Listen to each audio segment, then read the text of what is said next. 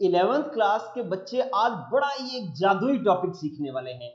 मजा आने वाला है। आज की जो आधे घंटे की क्लास लगा लेगा ना बच्चों, उसका इतना जबरदस्त बेस तैयार होगा कि आगे कई जो है 12th में, बीएससी में, कंपटीशन में बहुत कुछ जो है आपको सपोर्ट मिलने वाली है। इसलिए आज का टॉपिक जो है वो आपको बहुत ही इंटरेस्ट से और पूरे आधे घंटे आपने सीखना है। पहले मैंने एक वर्ड बोला कि ये आज का टॉपिक बड़ा ही जादुई टॉपिक है। पहले मैं बता दूं ये जादुई क्यों है ये जादुई। इधर देखें कि ये मेरे पास एक पात्र है। गौर करना क्यों मैं बोल रहा हूं कि जादुई है, ठीक है। और इसके अंदर क्या पड़ा है बच्चों, इसके अंदर पानी पड़ा है, ठीक है, इसके अंदर जल पड़ा है। अब इस जल के अंदर आपको पता है कि आपने जरा सी केमिस्ट्री 9वीं में भी पढ़ी है, 10वीं में भी पढ़ी है, और आपको पता है कि जल का सूत्र जो है वो H2O होता है। क्या होता है बच्चों, H2O होता है। लेकिन H2O तो किसी ने देखा नहीं। आपको एक बात बता दूं कि जो हम परमाणु, अणु या आयन की बात करते हैं वो किसी ने देखा नहीं है। वो अनुमान है कि हाँ कुछ परमाणु ऐसा हुआ करेगा, अणु ऐसा हुआ करेगा, ऐसा अनुमान लगा करके कुछ प्रैक्टिकल किया जाता है। प्रैक्टिकल के आधार पर अनुमान लगाया जाता है और फिर चेक किया जाता है, देखा नहीं गया है, ठीक है। ऐसा नहीं है कि मान लो ये पेन है, ये मेरे को दिखाई दे रहा है तो ऐसे अणु होंगे, यार ये दिखाई दे रहा है इसको गिन लो, ऐसे ये 10 है, ये 5 है, ऐसे गिन लो, ऐसा नहीं होता, ठीक है। तो लेकिन आज का जो टॉपिक है ना उसको मैं जादुई इसलिए बोल रहा हूं क्योंकि इसके अंदर जो जल उपस्थित है ना, उस जल के अणु आप देख नहीं सकते लेकिन गिन सकते हो। अरे वाह, कितनी मजेदार बात बोल रहा हूं कि इन अणुओं को आप देख नहीं सकते लेकिन गिन सकते हैं। तो इसलिए जो है आज का टॉपिक बड़ा ही जादुई है। देखें, मैं अगर कह दूं कि 1 लीटर, एक गिलास के अंदर या एक जग के अंदर 1 लीटर पानी पड़ा है, तो इस 1 लीटर पानी के अंदर जल के कितने अणु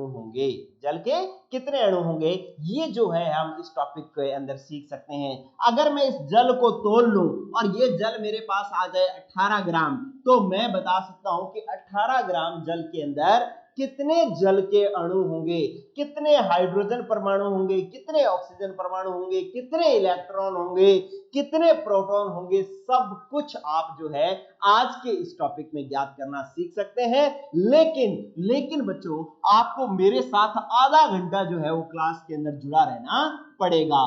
टॉपिक का नाम क्या है, टॉपिक का नाम है मोल अवधारणा। क्या नाम है, मोल अवधारणा, ठीक है। तो आज अपने को टॉपिक जो है वो मोल अवधारणा सीखनी है और उसके आधार पर अपने ये सारी चीजें आज सीख लेंगे, सारी कैलकुलेशन करना सीख लेंगे। शुरू करता हूं मैं बच्चों। मोल अवधारणा को जानने से पहले आपको जानना पड़ेगा कि मोल क्या शब्द है। मोल अवधारणा बात करते हैं, पहले जानो कि मोल क्या शब्द है। और मोल सीखने के लिए आपको पता होना चाहिए कि एक दर्जन क्या शब्द होता है। क्या होता है एक दर्जन बच्चों? एक दर्जन, अगर मैं कहता हूं 1 दर्जन केले, क्या कहता हूं 1 दर्जन केले, तो 1 दर्जन में कितने केले होते हैं, 12 केले होते हैं। तो इसका मतलब है 1 दर्जन अगर मैं कहूं केले, तो इसका मतलब हो जाएगा कि इसके अंदर 12 केले होंगे। यस और नो?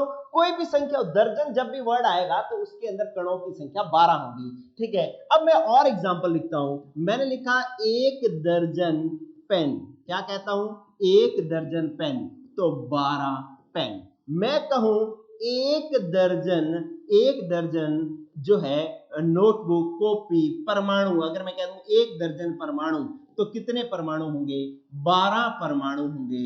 और अगर मैं कहूं 1 दर्जन अणु, क्या कहूं बच्चों 1 दर्जन अणु, तो कितने अणु होंगे, 12 अणु होंगे, ठीक है। इन सब एग्जाम्पल को देख करके आपको दर्जन की एक परिभाषा समझ में आ रही है क्या, कि दर्जन जो है ना, दर्जन जो है वो समान प्रकार की वस्तुओं का समूह है। 12 है तो 12 केले ही है, उसके अंदर आम नहीं है, उसके अंदर सेब नहीं है, ठीक है, सिर्फ और सिर्फ क्या है, केले। अगर 12 पेन है तो वो पेन ही है, इसके अंदर पेंसिल है, नोटबुक है, ऐसा कुछ नहीं है, सिर्फ पेन ही है। तो इस प्रकार से मैं ये कह सकता हूं कि जो दर्जन शब्द है वो क्या बता रहा है? दर्जन ये बता रहा है समान प्रकार की वस्तुओं की संख्या का समूह है और जिसमें वस्तुओं की संख्या होती कितनी है? 12 होती है। ठीक है, तो आप दर्जन की परिभाषा समझ गए। अगर मैं बस लिखता नहीं, मैं आपको बोल देता हूं कि दर्जन जो है समान प्रकार की वस्तुओं का समूह है और जिसमें वस्तुओं की संख्या जो है वो कितनी होती है? 12 होती है। तो बस जिसको दर्जन पता लग गया, जिसको दर्जन पता लग गया उसको मोल पता लग जाएगा। अब मैं बता रहा हूं कि मोल क्या चीज है। क्या बता रहा हूं बच्चों? कि मोल क्या चीज है। ठीक है, तो मोल क्या चीज है ये अपने देखते हैं। चलिए अटेंड करना थोड़ी देर बाद। तो मोल जो है, मोल क्या चीज है? मोल जो है वो अपने पास क्या है कि ये भी समान प्रकार की वस्तुओं की संख्या का समूह। समान प्रकार की वस्तुओं की संख्या का क्या है? समूह। ठीक है, तो इसके अंदर क्या होगा? समान प्रकार की वस्तुओं का समूह है। तो अगर मैं इसके अंदर बोलूं, इसके अंदर मैं एक चीज बोलूं क्या कि मैंने बोला 1 1 1 मोल, 1 मोल केले, 1 मोल केले अगर मैंने कहे। ठीक है, तो इसके अंदर भी केलों की संख्या का समूह ही होगा, लेकिन इस बार केले कितने होंगे, वो संख्या कितनी होगी? जैसे दर्जन में 12 होते हैं ना, वैसे मोल में 12 नहीं होते, इसमें होते हैं 6.022 गुणा 10 की पावर 23। 6.022 इंटू 10 की पावर 23 केले होंगी। 6.022 इंटू 10 की पावर 23 केले होंगी। ठीक है, इसी प्रकार से अगर मैं कह दूं कि 1 मोल पेन, तो अब पेन कितने होंगे? 6.023 भी लिखा होता है, 6.022 भी लिखा होता है, कहीं घबराने की जरूरत नहीं है, एक ही बात है। तो 10 की पावर 23 जो है इसके अंदर क्या होंगे? पेन होंगे। ठीक है बच्चों, अगर मैं कहूं तो अब आपको ये पहली बात तो ये समझ में आ गया ना कि जो मोल है, मोल जो है वो भी समान प्रकार की वस्तुओं की संख्या का समूह है। सारे के सारे जो 6.022 इंटू 10 की पावर 23 जो है वो सारे के सारे क्या है? केले हैं। इसमें कोई सेब नहीं है, इसमें कोई आम नहीं है, सिर्फ और सिर्फ केले हैं। तो समान प्रकार की वस्तुओं की संख्या का समूह ही है, लेकिन इस बार वस्तुओं की संख्या 6.022 गुणा 10 की पावर 3 जो है 23 जो है वो संख्या का समूह संख्या है। ठीक है, बस इतना डिफरेंस है। दर्जन में 12, इसमें 6.022 इंटू 10 की पावर 23 है। ठीक है, तो इसलिए सिर्फ संख्या का अंतर है, बाकी बात वही है। अब देखो, अब आपको मैं कहूं कि 1 मोल, क्या कहूं मैं बच्चों? 1 मोल सब्सक्राइबर, ओहो क्या है? 1 मोल सब्सक्राइबर, तो कितने सब्सक्राइबर होंगे? 6.023 गुणा 10 की पावर 23 सब्सक्राइबर होंगे। अरे समझ में आई क्या बात? मुझे तो बस आप इतने सब्सक्राइबर बना के दे दो, बहुत है, बहुत है। एक ही तो मोल सब्सक्राइबर कह रहा हूं। इसलिए बच्चों, हर जिसने चैनल सब्सक्राइब नहीं किया वो भी सब्सक्राइब कर लो, और जो आपका यार दोस्त है उससे भी सब्सक्राइब करवा लो, कैसे भी करके। मेरे को तो 1 मोल सब्सक्राइबर पूरे करके दे दो, मुझे तो मजा आ जाएगा। ठीक है, और मेरा कॉन्फिडेंस भी बढ़ जाएगा पढ़ाने का, है कि नहीं? तो सब्सक्राइबर बढ़ेंगे तो मजा, पढ़ाने का कॉन्फिडेंस भी बढ़ेगा। चलिए, तो 1 मोल सब्सक्राइबर का मतलब 6.022 इंटू 10 की पावर 23 सब्सक्राइबर होंगे। ठीक है, तो अब आप अगर मोल की परिभाषा जानना चाहते हैं तो क्या कहेंगे? क्या कहेंगे बच्चों कि मोल जो है, मोल समान प्रकार की वस्तुओं, समान प्रकार की वस्तुओं की संख्या का समूह है, समूह है। और 1 मोल में कणों की संख्या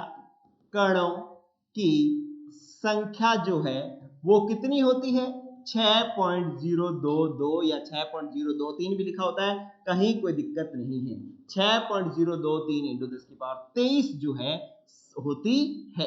संख्या कितनी होती है? जैसे एक दर्जन में संख्या 12 होती है, वैसे 1 मोल में संख्या 6.023 इंटू 10 की पावर 23 होती है। ठीक है, तो ये जो है ये आपके पास मोल की हो गई परिभाषा। अरे बच्चों मोल समझ में आ गया क्या? ये अब मैं अगर ऐसे बोलूं, अगर मैं बोलूं कि 1 मोल परमाणु, तो इसका मतलब कितने परमाणु? 6.023 गुणा 10 की पावर 23 परमाणु। ठीक है, ये जो संख्या मैं बार बार लिख रहा हूं ना, यही संख्या आपके जीवन में परिवर्तन लाने वाली है।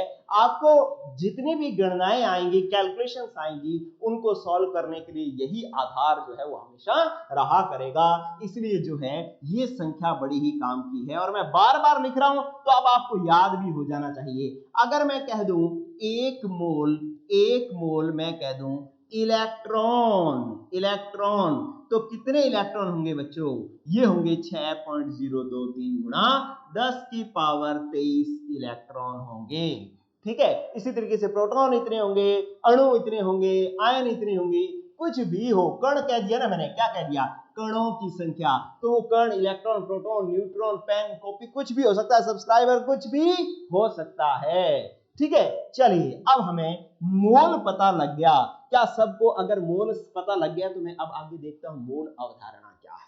मोल अवधारणा क्या है? मोल पता लग गया तो अब जानेंगे हम कि मोल अवधारणा क्या है। ये लो बच्चों, ये लो मोल अवधारणा, ये सीखो भाई, बहुत ही शानदार चीज है। अरे आपने इस बोतल के अंदर जितना पानी है, उस पानी के अंदर पानी के कितने अणु हैं गिनने हैं ना, गिनने हैं तो जुड़े रहो और ये सीखो। यही चीज मजेदार है, यही चीजें आपको ये इतना एबल बना देंगी, इतना आपके अंदर टैलेंट ला देगी कि आप एक गिलास पानी के अंदर जल के अणु, एक बाल्टी के अंदर, एक ड्रम के अंदर, एक नदी के अंदर, एक समुद्र के अंदर भी आप जल के अणु गिन पाओगे। जुड़े रहो बच्चों बस। ठीक है, तो मोल अवधारणा क्या कहती है? मोल अवधारणा शुरू कर रहा हूं। पहला पॉइंट, 4 पॉइंट है मोल अवधारणा के, पहला पॉइंट बता रहा हूं। पहला पॉइंट मोल अवधारणा कहती है किसी भी पदार्थ का जो 1 ग्राम अणुभार जो होता है, किसी भी, पहले परमाणु की बात करते हैं। देखो परमाणु के हिसाब से मोल अवधारणा क्या कहती है? परमाणु के हिसाब से मोल अवधारणा कहती है कि किसी भी परमाणु का ग्राम परमाणु भार बराबर होता है उसके 1 मोल की। कितने मोल के बराबर होता है? ग्राम परमाणु भार कितने मोल के बराबर होता है? 1 मोल के बराबर होता है। ठीक है, तो अब मैं इसको एग्जाम्पल के तौर पे समझाता हूं। देखो इसका मैं उदाहरण लिखता हूं। उदाहरण, अभी आप ये बात समझे नहीं, अब समझेंगे। देखो कि मेरे पास एक कोई परमाणु है, मैंने कहा कार्बन परमाणु है। क्या है? कार्बन परमाणु है। और कार्बन परमाणु का परमाणु भार कितना होता है? कितना होता है बच्चों? मैंने आपको टेबल भी दी थी पिछले एपिसोड के अंदर। तो कार्बन का परमाणु भार होता है 12। और अगर मैं कहूं कि कार्बन का ग्राम परमाणु भार कितना हो गया? ग्राम परमाणु भार तो कितना हो गया बच्चों? 12 ग्राम। क्या हो गया? 12 ग्राम हो गया। ठीक है, तो अब ये क्या कह रही है? मोल अवधारणा क्या कह रही है? मोल अवधारणा कह रही है कि किसी भी परमाणु का ग्राम परमाणु भार उसके 1 मोल के बराबर होता है। और कार्बन का ग्राम परमाणु भार कितना है? 12 है। तो ये लो, ये बात बन गई। इसका मतलब 12 ग्राम कार्बन जो है, 12 ग्राम कार्बन जो है 1 मोल कार्बन के बराबर होगा। ये लो, 1 मोल कार्बन के बराबर होगा, क्योंकि किसी भी परमाणु का ग्राम परमाणु भार 1 मोल के बराबर होता है। कार्बन का ग्राम परमाणु भार 12 है, इसलिए 12 ग्राम जो है 1 मोल के बराबर होगा। ठीक है बच्चों, तो ये लो, ये जो है आपको परमाणु के हिसाब से जो है वो आपके पास ग्राम परमाणु भार जो है 1 मोल के बराबर होता है। ये मोल अवधारणा होगी। यही कंसेप्ट है, यही अवधारणा है कि भैया किसी भी परमाणु का ग्राम परमाणु भार उसके 1 मोल के बराबर होता है। एग्जाम्पल भी मैंने नीचे लिख दिया है। अगर आप चाहो कि 1 मोल में कार्बन की संख्या गिनना चाहते हो तो आप क्या कहोगे? 1 मोल में कितनी होती है? 6.022 इंटू 10 की पावर 23 होती है। तो इसका मतलब है कि इसके बराबर अगर आप लिखना चाहो तो कण कितने होंगे 1 मोल के अंदर? 6.022 इंटू 10 की पावर 23 परमाणु होंगे। ठीक है, तो ये बात भी इसके साथ आप जोड़ सकते हो, बाकी मैं इसको अलग से भी बता दूंगा। चलिए ये परमाणु के हिसाब से होगी मोल अवधारणा।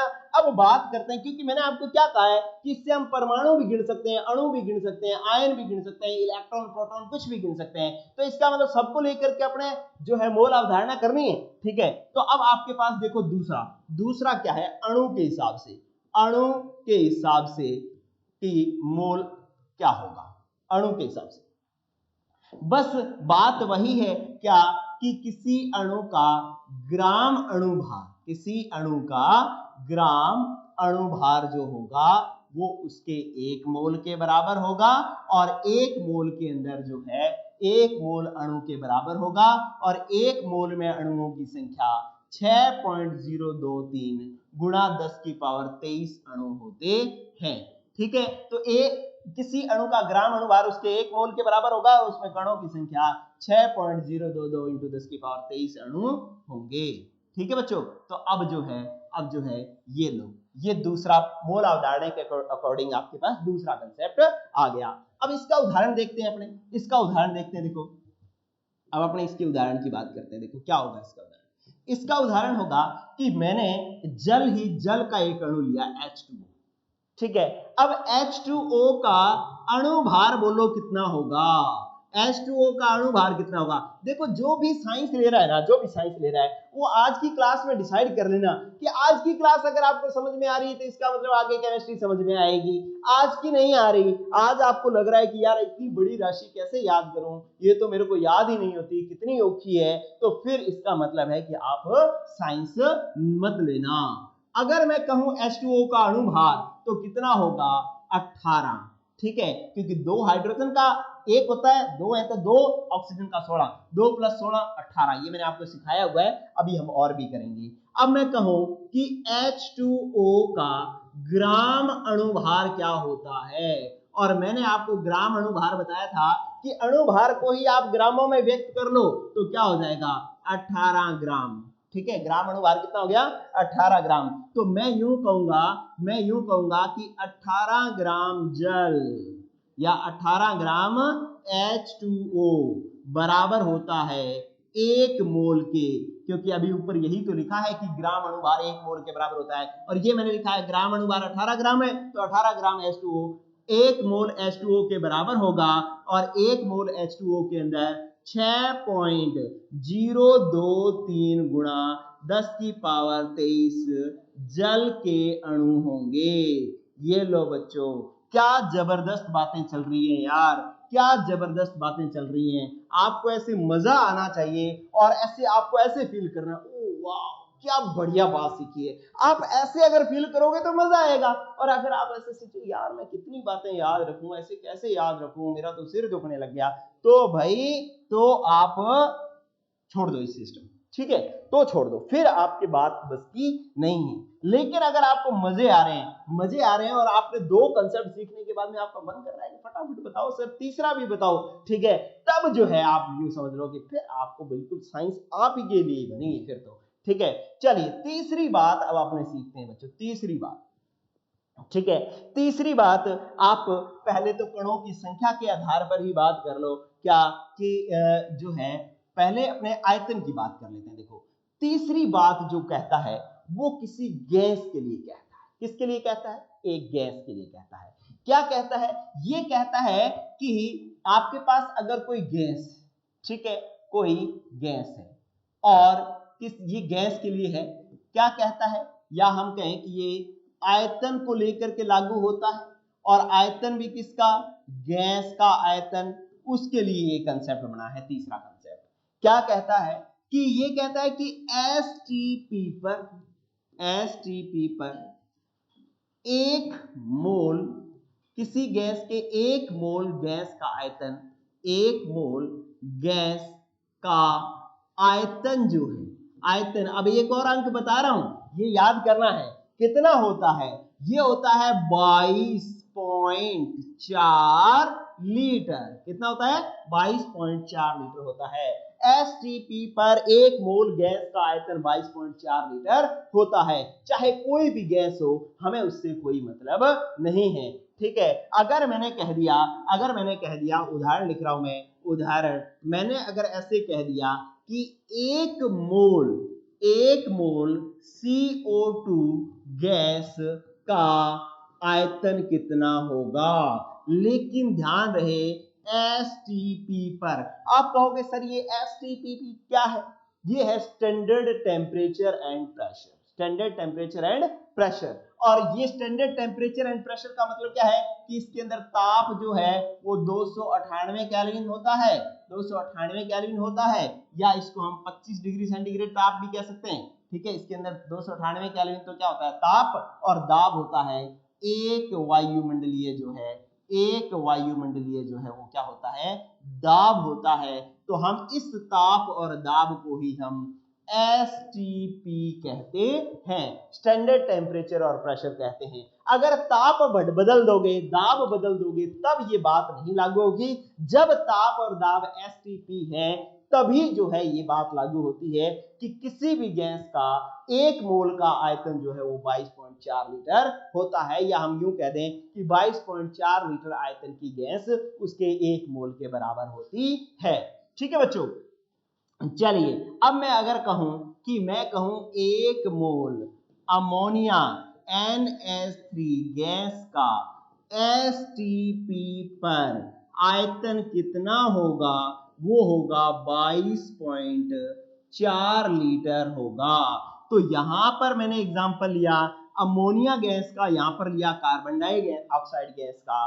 ठीक है, तो यहां पर आयतन में लिख देता हूं कि ये होगा 22.4 लीटर। तो अब आप बात समझ गए कि गैस कौन सी है, इससे कोई मतलब नहीं है। मतलब इस बात से है कि एक तो STP होना चाहिए ताप दाब, और एक जो है वो गैस का मोल जो है, चाहे कोई सी भी गैस है उसके मोल एक ही मोल होने चाहिए। तो उन सब का आयतन जो है 22.4 लीटर ही होगा।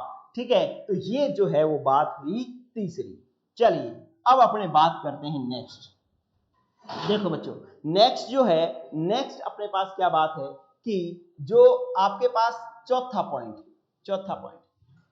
पॉइंट कणों की संख्या को लेकर है। किसको लेकर है? कणों की संख्या को लेकर है, कणों की संख्या को लेकर के है। ठीक है, और कणों की संख्या को लेकर के तो अभी बात हमने इतनी बार कर ही ली। बस वही है कि कोई भी पदार्थ है और वो 1 मोल है, तो 1 मोल में कणों की संख्या जो है वो कितनी होती है बच्चों? वो होती है 6.022 गुणा 10 की पावर 23 होती है। ये मोल में, 1 मोल में कणों की संख्या 6.022 इंटू 10 की पावर 23 होती है। अब कण की जगह परमाणु कह दोगे, 1 मोल में परमाणु तो 6.022 इंटू 10 की पावर 23 परमाणु, 1 मोल अणु तो 6.022 इंटू 10 की पावर 23 अणु, 1 मोल इलेक्ट्रॉन तो भी इतने, 1 मोल प्रोटॉन तो भी इतने। ठीक है, तो ये सारी की सारी बातें जो है कणों पर इस प्रकार से लागू हो जाती हैं। चलिए अब आपको जो है, अब आपको क्या करता हूं मैं, आगे और चलना है आपको। देखें अब क्या करता हूं मैं, एक उदाहरण देता लिखता हूं, और उससे जो है आपको बहुत ही बढ़िया और जो है और क्लियरिटी आ जाएगी। इस टॉपिक के अंदर जितनी छोटी छोटी चीजें सीख लोगे ना, मजा उतना ही आने वाला है, उतना ही मजा आने वाला है, उतना ही आगे चल करके बातें ज्यादा समझ में आएंगी, बड़ी बड़ी प्रॉब्लम्स हम सीख पाएंगे। ठीक है, चलिए बच्चों, चलिए अब मैं उदाहरण लेता हूं एक, और उस उदाहरण से आप कुछ बातें सीखेंगे। ठीक है, ये सबसे बेहतरीन उदाहरण है जो हर बात क्लियर कर देगा आपको, हर बात क्लियर कर देगा। ठीक है, मैंने क्या किया, मैंने H2O लिया है। क्या लिया है? H2O, और ये गैसीय अवस्था में लिया है। अब गैसीय अवस्था में ले लिया है ना मैंने, तो इससे जो है मैं ज्यादा क्वेश्चन कर पाऊंगा, इसलिए जो है मैं ज्यादा प्रकार के प्रश्न कर पाऊंगा गैसीय अवस्था में लेने के बाद में, इसलिए मैंने H2O को गैसीय अवस्था में लिया है। और मुझे ये पता है कि इस H2O का जो अणु भार होता है बच्चों, वो होता है 18। ठीक है, वो कितना होता है? 18। ठीक है, अब मैं इस बात को लेकर के देखो कितने तरीके के प्रश्न करूंगा। अभी मैं कितने तरीके के प्रश्न करूंगा, ये देखिए आप, ये लो, ये जो है मैंने बात एग्जांपल में ले लिया। अब सबसे पहले एक नंबर प्रश्न देखो क्या कहूं मैं कहूं कि इसके अंदर 18 ग्राम जल बराबर होगा कितने मोल के बच्चों? 1 मोल के बराबर होगा। ठीक है, कितने मोल के बराबर होगा? 1 मोल के बराबर होगा। अब मैं दूसरी बात कहूं कि मैं कहूं 36 ग्राम जल, अरे 18 ग्राम जल 1 मोल के बराबर क्यों हुआ? क्योंकि उसका अणुभार 18 है और मोल अवधारणा कहती है कि किसी भी अणु का ग्राम अणुभार उसके 1 मोल के बराबर होता है। तो 18 ग्राम अणु 18 अणुभार है तो 18 ग्राम ग्राम अणुभार हो गया और ग्राम अणुभार 1 मोल के बराबर होता है, इसलिए मैंने 18 ग्राम जल को 1 मोल लिख दिया। अब मैं कहूं 36 ग्राम जल बराबर किसके होगा? तो 2 मोल के होगा। कितने मोल के होगा? 2 मोल के। अरे 18 में 1 मोल है तो 18 दूना 36 हो गया ना, तो 2 मोल के बराबर हो गया। फिर आप और देखो, मैंने अगर कह दिया कि 18 तिया 54, मैंने कहा 54 ग्राम जल कितने मोल के बराबर होगा? तो आप कहेंगे जी सर 3 मोल के बराबर होगा। ठीक है, तो फिर आप देखें चौथा पॉइंट, ठीक है, मैंने अगर कह दिया 9 ग्राम जल कितने मोल के बराबर होगा? तो 9 ग्राम, अरे 18 में कितना होता है? 18 में 1 मोल होता है, तो 9 में कितना हुआ? 18 से 9 आधा हो गया, तो मोल भी 1 से आधा हो जाएगा। तो मैं यहां पर लिखूंगा क्या? आधा मोल लिख दूंगा। मैं क्या लिख दूंगा? आधा मोल लिख दूंगा। ठीक है, तो ये बात आपको समझ में आ गई। चलिए, अगर आप इस बात को थोड़ा सा गौर कर रहे हो, लेकिन चलो ठीक है, मैं बाद में इस बात को फॉर्मूला लिखवा दूंगा, अभी मैं फॉर्मूला लिखवा दूंगा, लेकिन और बातें आप देखें। मैं अगर ये कहूं कि 18 ग्राम, इधर देखो, 18 ग्राम जल वाष्प, वाष्प का मतलब है गैसीय अवस्था में हो गया, 18 ग्राम जल वाष्प के 1 मोल का आयतन कितना होगा? अरे 1 मोल का आयतन कितना होगा? या 18 ग्राम जल वाष्प है, या चलो ऐसे लिखो, अभी ऐसे लिखो, मैंने लिखा 1 मोल जल वाष्प का आयतन अगर मैं पूछूं एसटीपी पर कितना होगा, तो आप कहेंगे सर 22.4 लीटर होगा। कितना होगा? 22.4 लीटर होगा। अगर मैं इसको कह दूं 2 मोल जल वाष्प का आयतन कितना होगा, तो 22.4 को दुगना कर देंगे। ठीक है, ये क्या हो जाएगा? 44.8 हो जाएगा। ठीक है, अगर मैं कह दूं 3 मोल जल वाष्प का आयतन कितना होगा, तो आप इसको 3 से गुणा कर देंगे। समझ में आ रही है बात? तो ऐसे काम आपको, ऐसी कैलकुलेशंस करना आना चाहिए। ठीक है, अब मैं अगर यूं कहूं कि 1 मोल जल 1 मोल जल के अणुओं की संख्या कितनी होगी? 6.023 गुणा 10 की पावर 23 जो है वो जल के अणु होंगे। ठीक है, तो अब इस बात को देख करके आपको फिर इसके बारे में थोड़ी और बातें क्लियर हुई हैं। ठीक है, लेकिन बच्चों अब मैं एक तो मैं लास्ट एक लाइन लिखता हूं और उसके बाद क्या करेंगे, अपने 1 बाय 1 जो है 4 फॉर्मूले बनाएंगे। उन फॉर्मूलों के बेस पर जितने भी प्रकार के प्रश्न आ जाए हम सब प्रकार के प्रश्न कर लेंगे। एक बार देखते हैं, एक मैं वो लाइन लिख दूं। एक बार लाइन क्या है? लाइन ये है कि अभी जो एग्जांपल लिया था उसी का लिख रहा हूं। मैंने लिखा 18 ग्राम जल बराबर किसके होगा? 1 मोल के होगा, क्योंकि ग्राम अणुभार 1 मोल के होता बराबर। अब 18 ग्राम जल 1 मोल जल के बराबर होगा और 1 मोल का आयतन जो है अगर मैं कहूं तो 22.4 लीटर जो है वो आयतन होगा और इसमें कणों की संख्या जो है वो 6.023 गुणा 10 की पावर 23 जो है इसके अंदर अणु होंगे। ठीक है, तो ये टोटल रिलेशन हो गया किस किस के बीच में? ग्राम अणुभार, मोल, आयतन और अणुओं की संख्या, इन सब के बीच में ये संबंध आ गया। ठीक है, क्यों? क्योंकि ग्राम अणुभार 1 मोल के बराबर होता है, 1 मोल का आयतन 22.4 लीटर होता है और 1 मोल में कणों की संख्या 6.022 गुणा 10 की पावर 23 होती है। अब आप इस चीजों को बोलो, जितना ऊट-पटांग बोल सकते हो उतनी साइंस आपके पास आती जाएगी। आप ऐसे बोलो, आप ऐसे कहो कि यार इसका मतलब 18 ग्राम जल का आयतन 22.4 लीटर होता है, ये भी बात सही है।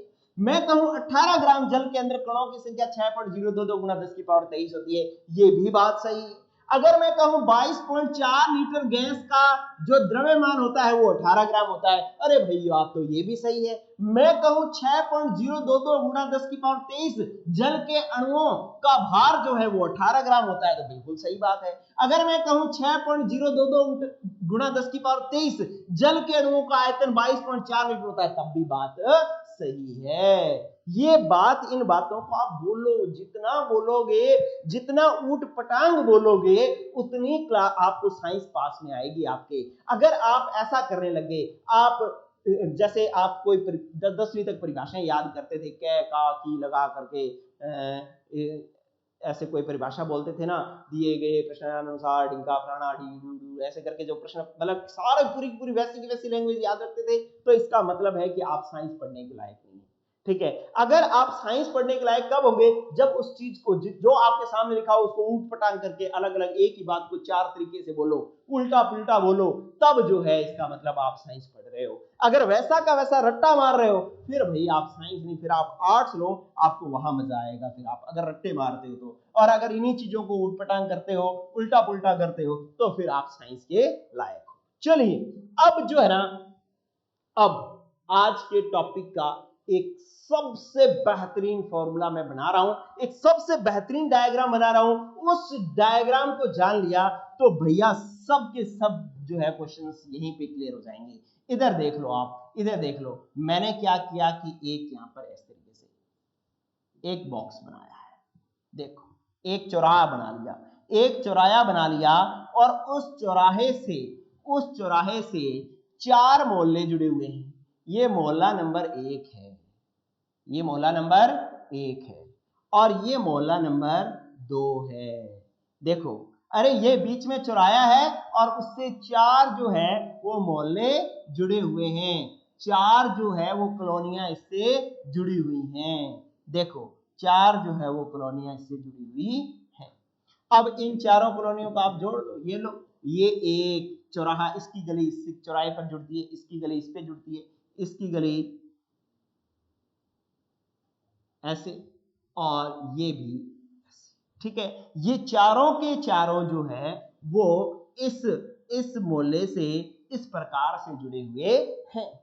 ठीक है, अब इनको मैंने 4 क्यों कहा, ये मेरे पास 1, ये मेरे पास 2, इसको मैं कहता हूं 3, और इसको मैं कहता हूं 4, और बीच में जो चौराहा है ना, मैं उसको कहता हूं 0, उसको क्या कहता हूं 0। ठीक है, क्योंकि अभी अपने देखो कैलकुलेशन आपको समझ में आएगी, मैं क्या करवाऊंगा वो अभी आपको समझ में आने वाला है। बच्चों, जब भी आपको इस टॉपिक के जितने भी न्यूमेरिकल होंगे उसमें आपको मोल तो ज्ञात करना ही होगा, मोल तो ज्ञात करना ही होगा। जैसे अभी आपने ये बात करी थी, ये वाला क्वेश्चन, ये वाला एग्जांपल किया था अभी, ठीक है, H2O वाला, ये रहा।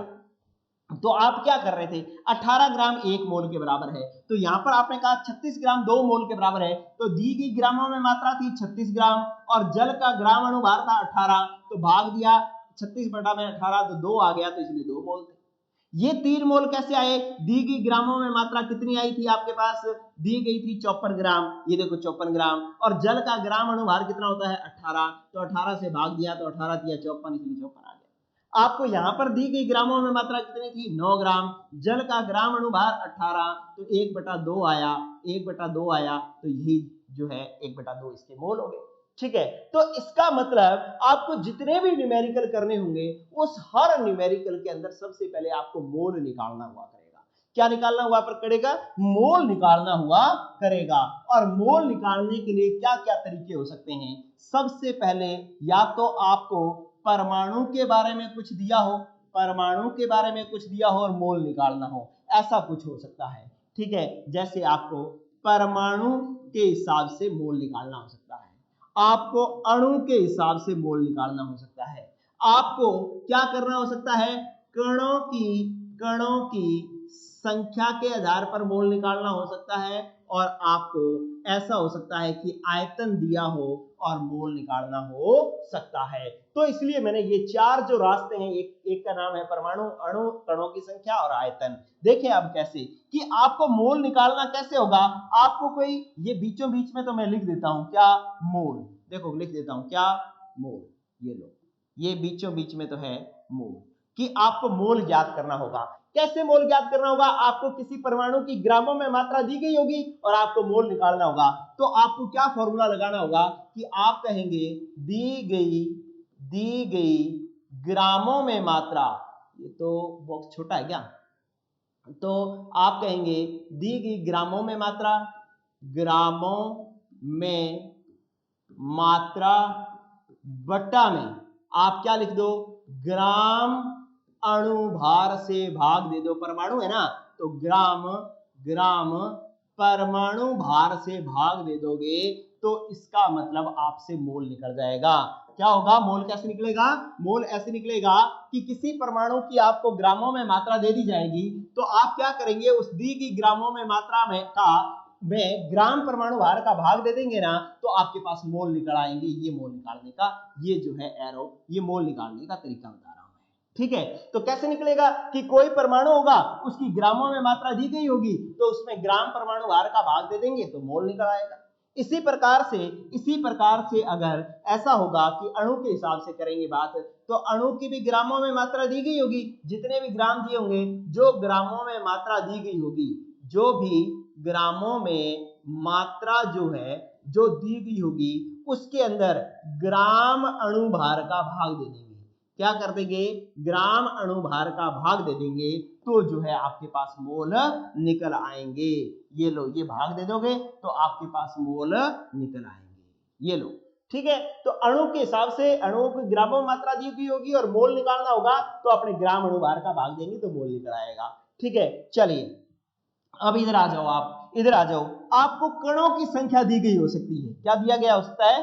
कणों की संख्या। तो आप क्या कहेंगे? दी गई कणों की संख्या, दी गई कणों की संख्या में क्या कर दो, आप किससे भाग दे दो? आप भाग दे दो 6.023 गुणा 10 की पावर 23 से भाग दे दोगे तो मोल निकल आया करेगा। क्या निकल आएगा? मोल निकल आएगा। कि जो भी आपको जितने भी कण दिए होंगे, 5, 10, 50, 1000, लाख, करोड़, जितने भी दिए होंगे, उसमें 6.022 गुणा 10 की पावर 23 का भाग दे दोगे तो आपके पास मोल निकल आएंगे, क्योंकि एक मोल में कणों की संख्या इतनी ही होती है। चलिए अब आयतन के हिसाब से बात करें तो आप क्या कहेंगे कि दिया गया आयतन किसमें होना चाहिए? लीटर में होना चाहिए, लीटर में दिया हुआ होना चाहिए, और उसके अंदर आप भाग दे दो किसका? 22.4 का, तो आपके पास जो है वो आयतन आ जाएगा। आयतन से आप मोल ज्ञात कर देंगे। तो ये जो है वो 4 आपके पास फॉर्मूले हो गए, जो कि बहुत ही बेहतरीन फॉर्मूले हैं। अब क्योंकि सारा का सारा न्यूमेरिकल इसी पर चलने हैं, जैसे मैं कोई एग्जांपल करवाता हूं तब आपको बात समझ में आएगी। मैं कहूं, मैंने ऐसे कह दिया, जैसे मैंने कहा कि 4 ग्राम ऑक्सीजन परमाणु के मोलों की संख्या ज्ञात करो। मोलों की संख्या ज्ञात करो। पहला क्वेश्चन मैंने ये बता दिया। अब क्या था, आपको देखो क्या दिया, ऑक्सीजन परमाणु दिया ना, और परमाणु की ग्रामों में मात्रा दे रखी है और मोल पूछ रखा है। तो आपने कहा दी गई ग्रामों में मात्रा में ग्राम परमाणु भार का भाग देंगे तो मोल आ जाएगा। तो आपने क्या किया कि दी गई ग्रामों में मात्रा कितनी थी, आंसर निकाला। मैं फॉर्मूला नहीं लिखता। दी गई ग्रामों में मात्रा 4 ग्राम। ऑक्सीजन का ग्राम परमाणु भार कितना होता है? 16। मैंने कल ही टेबल दी थी, और भी आप उसको देख लेंगे। तो दी गई ग्रामों में मात्रा बटा में ग्राम परमाणु भार, तो 4 एकम 4, 4 चौके 16, तो 1/4 मोल होंगे। तो ये आपके पास 1/4 मोल आंसर आ जाएगा। बोलो बात समझ में आई क्या? ठीक है, तो आपने पहले वाला फॉर्मूला लगा दिया। अब मैं दूसरा क्वेश्चन देखता हूं। दूसरा क्वेश्चन ऐसे लिखता हूं मैंने, जैसे मैंने लिख दिया, मैंने लिखा कि कोई भी एग्जांपल लिख दिया। मैंने कहा कि 22 ग्राम CO2 में मोलों की संख्या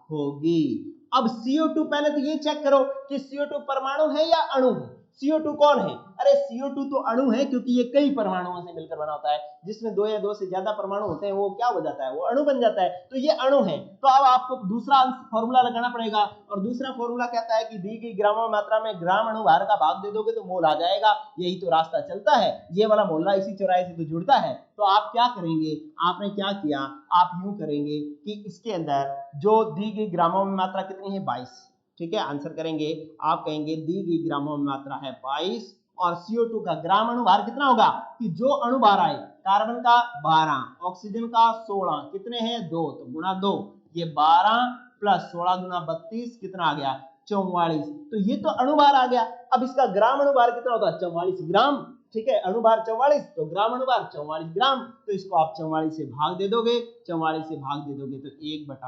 1/22/44 मतलब आधा मोल हो जाएगा। ठीक है, अगर आपको तीसरे तरीके का मैं आपको और क्वेश्चन देता हूं, ताकि जो है और बात आपको क्लियर हो जाए। और क्या कह रहा हूं मैं यूं कह रहा हूं कि जैसे आपको यूं कहा गया कि ऐसे कहा कि 3.011 गुणा 10 की पावर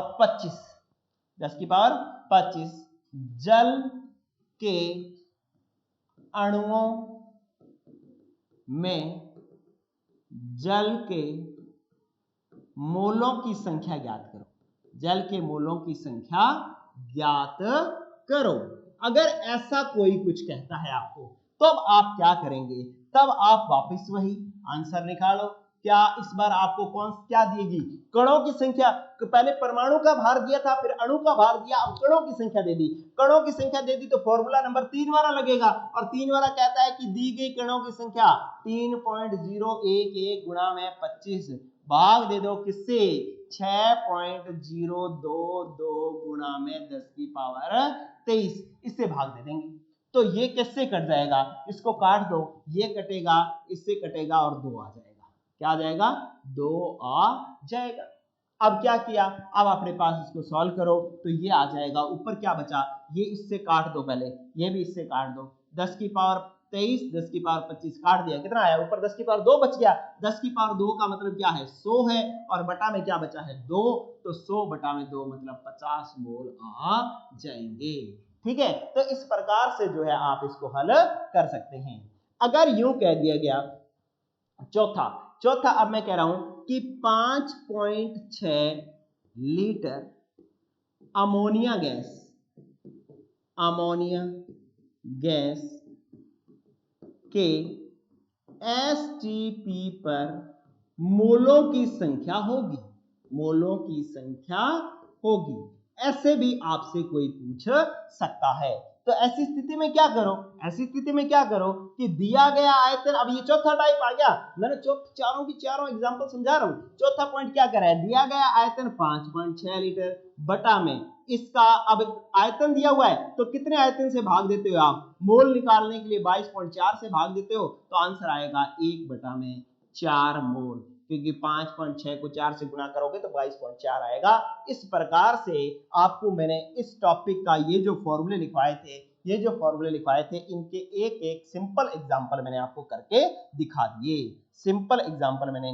आपको करके दिखा दिए। ठीक है, तो इस प्रकार से आपके पास ये सारी बातें हो गई। अब आप जो है, ये मैंने टेबल अभी भी डिलीट नहीं करी है, ये टेबल मैंने इस टॉपिक के अंदर भी साथ में रखी है, ताकि जो है जब भी आपको अब मैं कोई क्वेश्चन दूंगा तो उसको करने में आपको कहीं दिक्कत ना आए। ठीक है, इसलिए मैंने इसको अभी भी रखा है। चलिए, एक बार ना मैंने आज तक की जो क्लास रखी है बड़ी सिंपल सी रखी है, छोटी सी रखी है।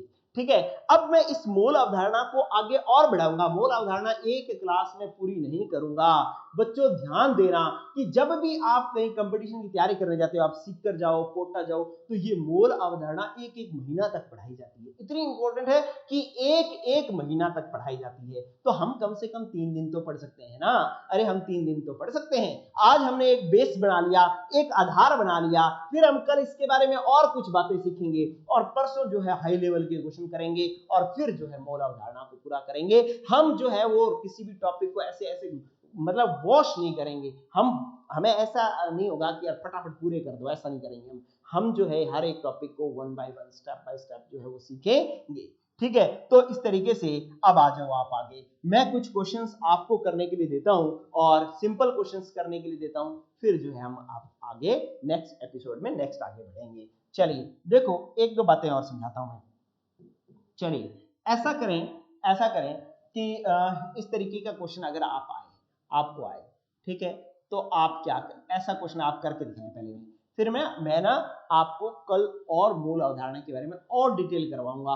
फिर आप जब कल के क्वेश्चन करेंगे, कल के क्वेश्चन परसों के क्वेश्चन करेंगे ना, तब आपके अंदर कॉन्फिडेंस आएगा कि वाह यार ये होती है साइंस, ऐसे आएगा कॉन्फिडेंस। अब अगर आप साइंस के स्टूडेंट है ना, तो आपके अंदर एक ललक हो जानी चाहिए कि यार फटाफट दूसरा एपिसोड आए, मोल का अगला पार्ट फटाफट आए, फटाफट मोल का दूसरा पार्ट हम सीखें, मोल का तीसरा पार्ट हम सीखें।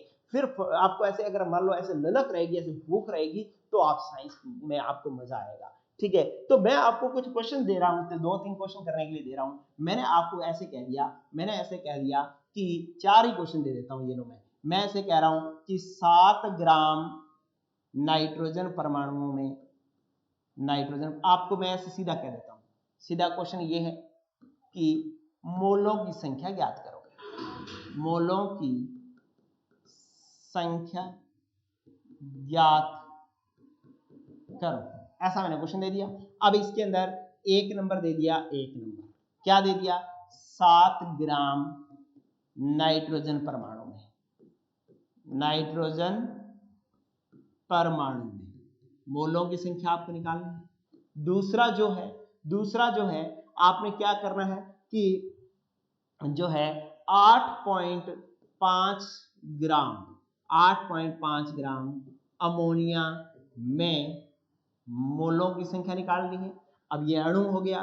तीसरा मैंने ऐसे कह दिया कि भाई आप 3.011 गुणा में 10 की पावर जो है वो 30 में मोलों की संख्या आपको निकालनी है, कणों में मोलों की संख्या आपने निकालनी है।